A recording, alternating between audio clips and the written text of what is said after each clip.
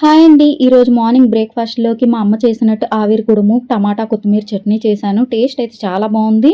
హెల్త్‌కి గూడా చాలా మంచిదనమాట. ముందు రోజు నైటే పప్పు రుబ్బేసుకోవాలి. మార్నింగ్‌కి ఈ బ్యాటర్‌లోని సాల్ట్ కలుపుకొని రెడీగా ఉంచుకోవాలి. తర్వాత ఆవిరి కుడుము ఉడికించుకోవడానికి ఒక గిన్నెకి ఆయిల్ గ్రీస్ చేసుకొని అందులోకి 2 గరిటెలు ఈ బ్యాటర్ వేసుకొని ఆవిరి మీద ఉడికించేసుకోవాలి. ఇప్పుడు స్టవ్ వెలిగించుకొని పాన్ పెట్టుకొని 2 టేబుల్ స్పూన్ల ఆయిల్ వేసుకొని శుభ్రంగా కడిగి ఉంచుకున్న కొత్తిమీర కూడా వేసుకొని లైట్‌గా వేయించి మిక్సీ జార్‌లోకి తీసేసుకోండి.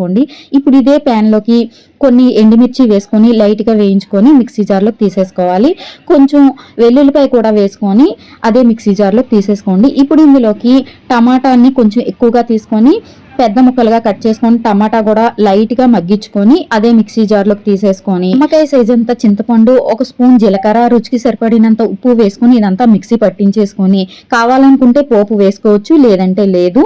టేస్ట్ అయితే చాలా బాగుంటుంది. వీడియో నచ్చితే లైక్ చేయండి.